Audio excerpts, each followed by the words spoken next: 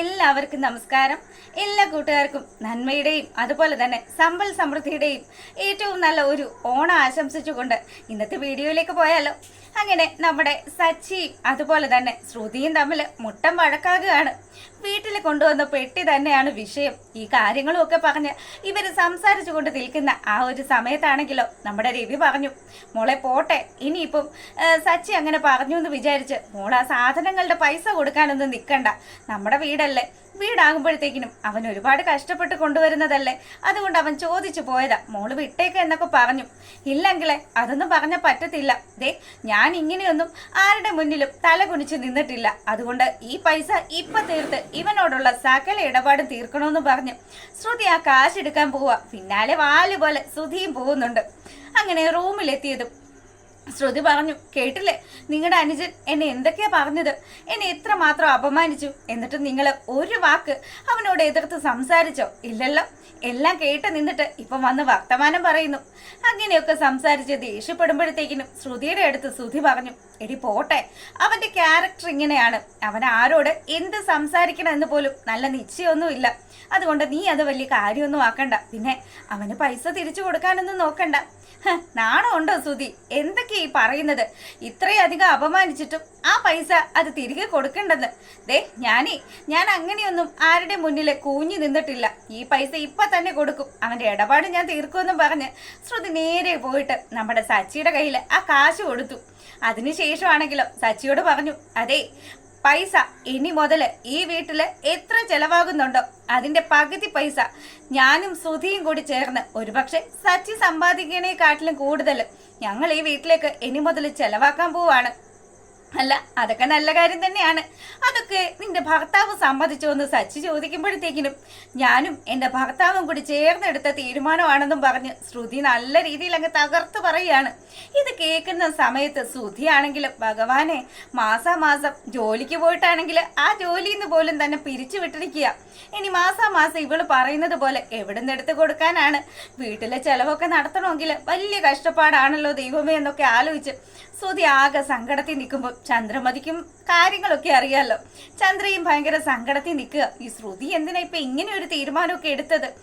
അങ്ങനെ അവര് സംസാരിച്ചു കൊണ്ട് നിൽക്കുമ്പം നമ്മുടെ സച്ചി രേവതിയോട് പറഞ്ഞു, അതെ, ഒരു കാര്യം ചെയ്, നീ ഇതൊക്കെ കൊണ്ടുപോയി അകത്തേക്ക് വെച്ചിട്ട് വാ, നമുക്ക് വെളിയിൽ പോയി ഭക്ഷണം കഴിക്കാന്ന് പറഞ്ഞു. അതെന്താ മോനെ, ഇവിടുന്ന് ഭക്ഷണം കഴിക്കാറുന്നില്ലേ എന്ന് ചോദിക്കുമ്പം, അത് വേണ്ട, ഇന്ന് എന്തായാലും ഞാൻ എൻ്റെ രേവതിയും കൂട്ടിയിട്ട് പുറത്തേക്ക് പോവാണെന്നും പറഞ്ഞ് സച്ചി നമ്മുടെ രേവതിയുമായിട്ട് പുറത്തേക്ക് പോവാണ്.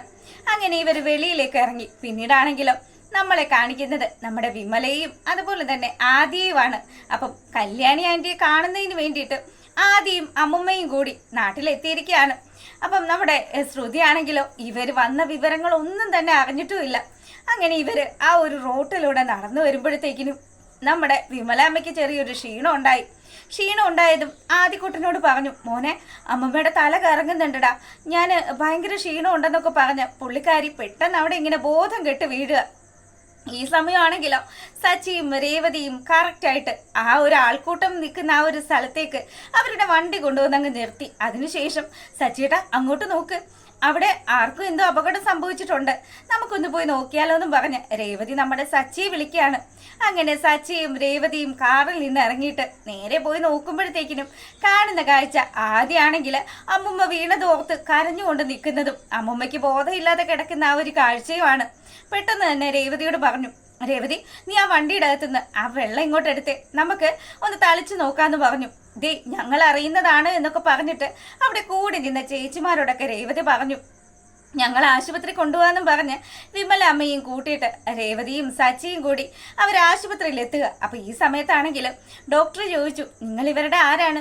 അത് ഞങ്ങൾക്ക് പരിചയക്കാരാണ്, എൻ്റെ അച്ഛമ്മയുടെ നാട്ടുകാരിയാണ് ഈ ചേച്ചി എന്ന് പറഞ്ഞിട്ട് സച്ചി കാര്യങ്ങളൊക്കെ പറഞ്ഞു. അതെ, ഇവര് ഈ ഡോക്ടറിനെ കാണിക്കുന്നതൊക്കെയാണ്, ഈ നാട്ടിൽ വരുമ്പോൾ ഇവർ ഈ ഡോക്ടറിന്റെ ട്രീറ്റ്മെന്റിലൊക്കെയാണ് ഇരിക്കുന്നത്, അതുകൊണ്ട് വലിയ പ്രയാസമൊന്നുമില്ല, എന്തായാലും ഞങ്ങൾ വിശദമായിട്ടൊക്കെ ഒന്ന് പരിശോധിക്കട്ടെ എന്നും പറഞ്ഞിട്ട് അവിടെ നിന്ന് ആ ഒരു ഡോക്ടറും അവര് അകത്തോട്ട് പോവുകയാണ്. അങ്ങനെ നമ്മുടെ സച്ചിയും രേവതിയും കൂടി ആദിയുടെ അടുത്ത് സംസാരിക്കുക. മോനെ ആദി, നിന്റെ ചേച്ചിയുടെ നമ്പർ ഉണ്ടോടാ? ഉണ്ടെങ്കിൽ നീ താ, ഞങ്ങൾ അവരെ വിളിച്ച് വിവരങ്ങളൊക്കെ പറയാം. അല്ലെങ്കിൽ പിന്നെ ആരെയാ മോനെ വിവരങ്ങളൊക്കെ അറിയിക്കുക എന്ന് ചോദിച്ചു. അങ്ങനെയൊക്കെ പറയുമ്പോൾ നമ്മുടെ ആദിക്ക് ചെറിയൊരു പേടി. ആദിക്ക് ശ്രുതി ക്ലാസ് എടുത്ത് കൊടുത്തിട്ടുണ്ടല്ലോ, നിന്നോട് രേവതിയോ സച്ചിയോ എന്തെങ്കിലും കാര്യങ്ങൾ ചോദിച്ചു കഴിഞ്ഞാൽ ആരെക്കുറിച്ചുള്ള ഒരു വിവരവും നിനക്ക് അറിയാൻ പാടില്ലെന്ന് മാത്രമേ പറയാവുള്ളൂ എന്ന്. അങ്ങനെ കൊച്ചി ഈ ഒരു കാര്യം ആലോചിച്ചവിടെ നിൽക്കുക. ഈ സമയത്താണെങ്കിലോ നമ്മളെ കാണിക്കുന്നത് ശ്രുതിയാണ്. അപ്പൊ ശ്രുതിയാണെങ്കിൽ മീര വിവരങ്ങളൊക്കെ പറഞ്ഞതറിഞ്ഞത്. അങ്ങനെ മീരയും കൂട്ടിയിട്ട് ശ്രുതി ആശുപത്രിയിൽ എത്തുകയാണ്. അപ്പം ആശുപത്രി വന്നതും നമ്മുടെ വിമലയുടെ വിവരങ്ങളൊക്കെ തിരക്കി ശ്രുതി നേരെ ആ ഒരു റൂമിലേക്ക് പോവുക. അപ്പൊ ഇവൾക്ക് അറിയില്ല സച്ചിയും അതുപോലെ തന്നെ രേവതിയും ഒക്കെ പുറത്ത് വരാന്തയിൽ ഇരിക്കുന്ന കാര്യം. അങ്ങനെ ഒരുവിധം ശ്രുതി ആ ഒരു റൂമിൽ കയറിയിട്ട് അവൾ അവിടെ അമ്മയുടെ അടുത്ത് ചെന്നു. പതുക്കെ വിളിക്കുകയാണ്. അമ്മയെന്ന് വിളിക്കുന്ന ആ ഒരു സമയത്ത് വിമല പതിയെ കണ്ണുകളൊക്കെ തുറന്നിട്ട് നമ്മുടെ ശ്രുതിയോട് പറഞ്ഞു, മോളെ നീ എപ്പോ വന്നു? ആദി എവിടെയെന്ന് ചോദിക്കുമ്പം അമ്മ ആദി എവിടെയാണെന്ന് എനിക്കറിയത്തില്ല, ഞാൻ ഇവിടെ വന്ന സമയത്ത് ആദിയെ കണ്ടില്ല എന്ന് പറയുക. മോളെ സച്ചിയും രേവതിയും ഒക്കെ ഞാനൊരു മിന്നായം പോലെ കണ്ടായിരുന്നു, അവരാണ് എന്നെ ഇവിടെ എത്തിച്ചതെന്ന് തോന്നുന്നു എന്ന് പറഞ്ഞു. എന്നാ തീർന്നു. അപ്പൊ നമ്മുടെ ശ്രുതിയാണെങ്കിലും അമ്മയ്ക്ക് എന്താ അമ്മ പെട്ടെന്ന് ഇങ്ങനെയൊക്കെ ഉണ്ടാവാൻ കാര്യം? അങ്ങനെ വിവരങ്ങളൊക്കെ ചോദിക്കുന്ന സമയത്ത് വിമല കാര്യങ്ങളൊക്കെ പറഞ്ഞു. മോളെ എനിക്ക് തീരെ വയ്യ, എനിക്കിനി എന്തെങ്കിലും സംഭവിച്ചു കഴിഞ്ഞാൽ ആദിക്ക് ആരും ഇല്ലല്ലോ. ആദിയുടെ കാര്യം ആലോചിച്ചിട്ടാ എനിക്ക് ഇത്രയും ടെൻഷൻ. അമ്മയോട് ഞാൻ എത്ര പ്രാവശ്യം പറഞ്ഞു, ആദ്യം ഇപ്പൊ എനിക്ക് എൻ്റെ കൂടെ കൊണ്ടുപോയി നോക്കാൻ പറ്റുന്ന ഒരു സാഹചര്യം അല്ല. സുധിയുടെ അമ്മയുടെ കാര്യം അമ്മയ്ക്ക് അറിയാവുന്നതല്ലേ. അതുകൊണ്ട് അമ്മ ദയവ് ചെയ്ത് ഞാൻ പറയുന്നതൊക്കെ ഒന്ന് കേക്ക്. കൊച്ചിനൊരു പ്രശ്നവും ഇല്ല, കൊച്ചിവിടെ തന്നെ ഉണ്ടാവൂന്ന് പറഞ്ഞു. അങ്ങനെ അമ്മയും മകളും കൂടി സംസാരിച്ചു കൊണ്ട് നിൽക്കുന്ന ആ ഒരു സമയത്ത് നമ്മുടെ സച്ചി ആദിക്കുട്ടനെ എടുത്തിട്ട് രേവതിയും കൂട്ടിയിട്ട് ആ റൂമിലേക്ക് വരികയാണ്. അപ്പം ഇവർ വരുന്ന ആ ഒരു സമയമാണെങ്കിലോ ശ്രുതി വേഗം തന്നെ ആ ഒരു റൂമിൽ കയറിയിട്ട് കർട്ടനൊക്കെ ഇങ്ങനെ വലിച്ചിട്ടു. എന്നിട്ട് അതിന്റെ മറയിൽ കൂടി ശ്രുതി ഇങ്ങനെ നോക്കുകയാണ് രേവതിയെയും സച്ചിയും ഒക്കെ. വിമലാമ്മയാണെങ്കിലും ബോധം തെളിഞ്ഞത് കൊണ്ട് തന്നെ സച്ചിയോടും രേവതിയോടും ഒക്കെ സംസാരിച്ചു. മക്കളെ, വലിയ സന്തോഷമുണ്ട്, നിങ്ങൾ കാരണമാണ് ഇന്ന് എനിക്കിങ്ങനെ എഴുന്നേറ്റിരിക്കാൻ പറ്റുന്നത്. എന്തായാലും ഒരുപാട് നന്ദിയുണ്ട് എന്നൊക്കെ പറയുമ്പം, അല്ല അമ്മയെ എങ്ങനെയാണ് ഞങ്ങൾ ഇവിടെ തനിച്ചാക്കിയിട്ട് ഞങ്ങൾക്ക് അങ്ങനെ പോവാൻ പറ്റില്ലല്ലോ. അതുകൊണ്ടൊരു കാര്യം ചെയ്യും, അമ്മയുടെ മോളുടെ നമ്പർ ഞങ്ങൾക്ക് ഇതാ, ഞങ്ങള് അവളെ വിളിച്ച് സംസാരിക്കാം, അവളുടെ പിണക്കമൊക്കെ മാറും, അവൾ ഇവിടെ വന്നിട്ട് അമ്മയെ നോക്കിക്കോളൂ എന്നൊക്കെ പറഞ്ഞു. അതൊന്നും ശരിയാവില്ല. ആദ്യോട് ഞങ്ങൾ ചോദിച്ചു അവന്റെ ആ ചേച്ചിയെ കുറിച്ചിട്ട്, പക്ഷെ അവനൊരു അക്ഷരം പോലും പറഞ്ഞില്ലല്ലോ. എന്താ മോനെ, നിനക്ക് ആ ചേച്ചിയുടെ നമ്പർ അറിയാവോന്ന് രേവതി ചോദിക്കുകയാണ്. അപ്പോഴും നമ്മുടെ ശ്രുതി പറഞ്ഞ കാര്യങ്ങളൊക്കെ ആലോചിച്ചിട്ട്, അതെ എനിക്കറിയില്ല, ഞാൻ ഓർക്കുന്നില്ല എന്നൊക്കെ പറഞ്ഞ് കൊച്ചു കളവ് പറയാണ്. ശ്രുതിയാണെങ്കിൽ അപ്പുറം നിന്ന് നെഞ്ചിടിപ്പോടുകൂടി ഇവരുടെ സംസാരമൊക്കെ ഇങ്ങനെ കേട്ട് നിൽക്കുകയാണ്. ഇതിനിടക്കാണെങ്കിലോ നമ്മുടെ വിമല അമ്മ ഇങ്ങനെ രേവതിയുടെ അടുത്ത് സംസാരിക്കുന്നുണ്ട്. സാരയില്ല മോളെ, എൻ്റെ ഫോണിൽ നമ്പർ ഉണ്ടായിരുന്നു, പക്ഷേ എൻ്റെ ഫോണ് താഴെ വീണ സമയത്ത് അത് പൊട്ടിപ്പോയി എന്നൊക്കെ പറഞ്ഞ് കളവൊക്കെ പറഞ്ഞ് രേവതിയും സച്ചിയും അവിടുന്ന് പറഞ്ഞയക്കാൻ തുടങ്ങുകയാണ്.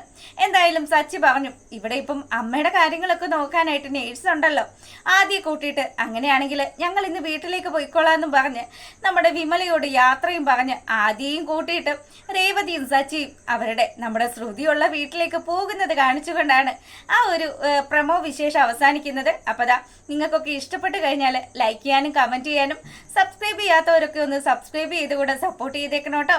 എല്ലാവർക്കും നല്ലൊരു രാത്രിയൊക്കെ ആശംസിച്ചുകൊണ്ട് വീഡിയോ വൈൻഡപ്പ് ചെയ്യാണ്. അപ്പോൾ ഓക്കെ, ഗുഡ് നൈറ്റ്.